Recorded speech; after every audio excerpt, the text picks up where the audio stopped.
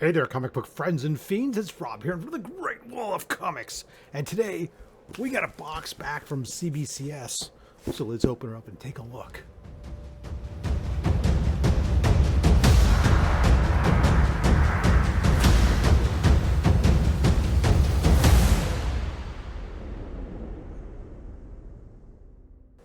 Alright, so we have a package from CBCS.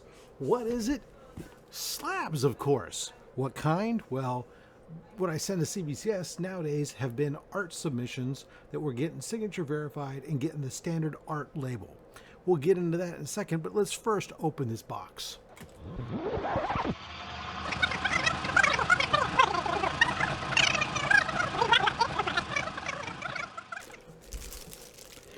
All right, we got the books out.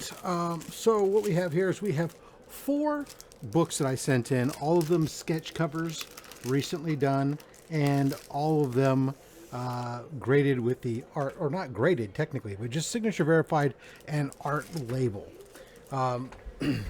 So in here, I got back, they gave, it's funny, I had a couple of my cards in there, apparently they sent it back to me, whatever. All right, so what I'm talking about when I say art label is this. Well, so I'm going to cover this up for a second, but there you go. You can see this art. This says art. For those of you who don't know, have never seen me do one of these before, don't know what this is, let me tell you. So CBCS offers you the ability to send in art and have it encapsulated. When you do so, it's not being graded. It's just labeled as art. I do this for a reason with my sketch covers. First of all, when you grade a comic, you're usually doing that trying to assign value to it because it's one of many comics. And if it's from the 90s, one of millions of comics. But in the case of a unique individual piece of artwork, that's not the case. The grade doesn't matter. It's the individual piece of art. And what happens is artists oftentimes are doing these on their art boards, and it may have all kinds of dirt and stuff that transfers to the backside. It may be that the sketch cover is got some dents or fingering or other stuff in there. I don't want a grade, like a book to come back like an 8.5 or something, and have people look at that 8.5 and be turned off about the art, by that grade. The grade doesn't matter. What matters is the art. So this is why I send them in this way. CBCS is the only one who offers this. CGC at this time does not offer an art grade on a sketch cover comic book. So it's a big advantage in my mind. It's also, because they're not grading it, they're just encapsulating it, it's a cheaper book. It's only a $14 encapsulation fee. And then because I choose to have them do signature verification, I pay for that. So anyways, these books are all going to be books that I got at Heroes Con this year. First up, this was a big get for me because I am a huge Spider-Man 2099 guy.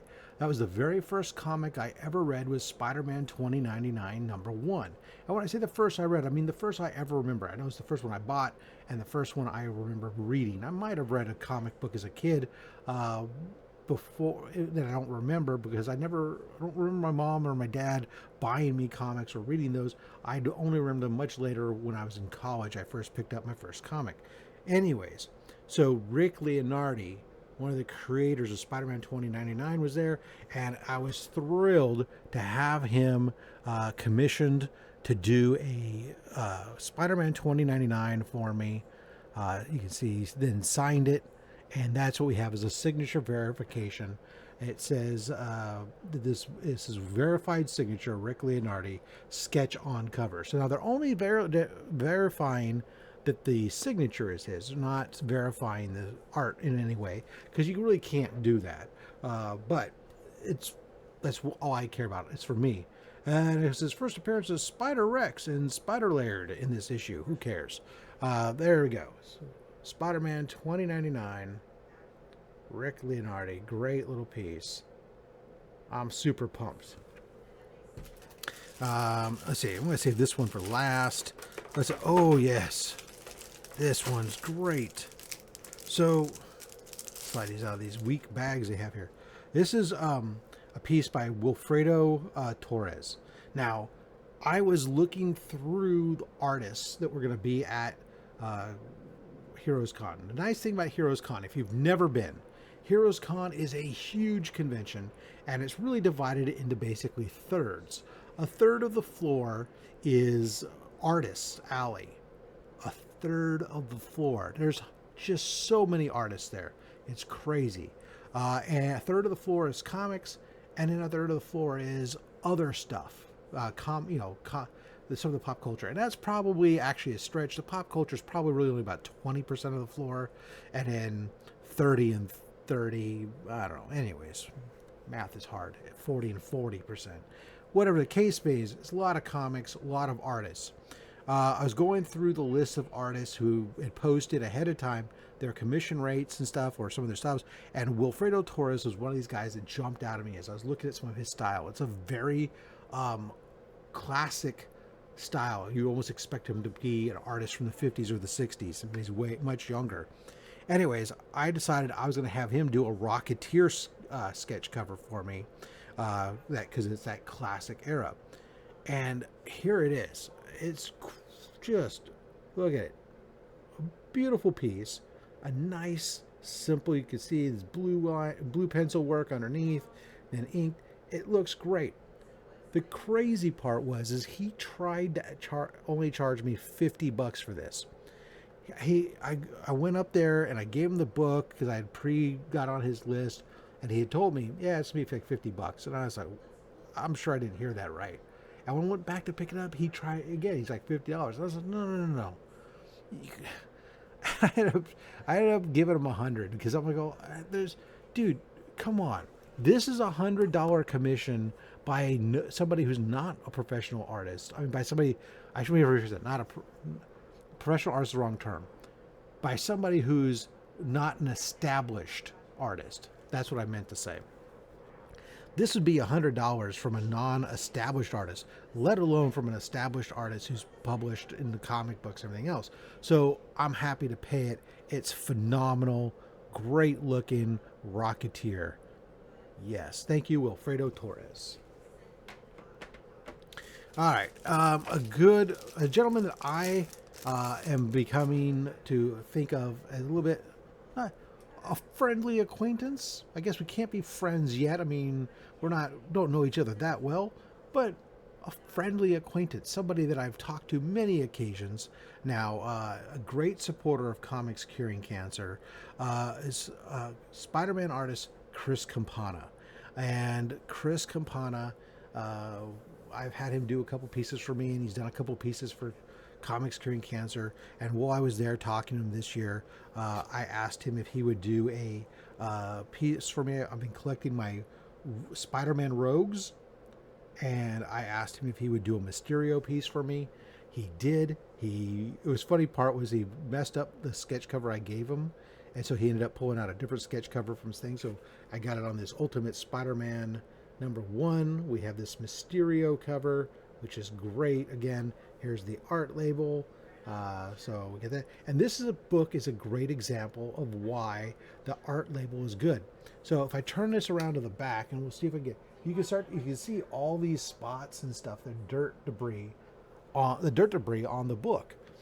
So that would, and it's all up on this side too. I mean, there's just a whole slew of it here. So if I were to take that and have that book graded, this book is maybe, especially, oh man, there's a whole bunch of it down here. It's maybe a 9.0, 9.2 maybe on the high side. But could you imagine getting a nice book like this and coming back and it's like graded a 9.0? What if it comes back even less? That would suck. This doesn't matter. It's a piece of art. This is where the value is, not these specks of frickin' stuff on the back. Very cool. Love that. Now, this last piece I attribute to my man Beckerman of Becker Likes Comics. And one half of the duo for the Hucklebuck over there on the Comic Viking channel.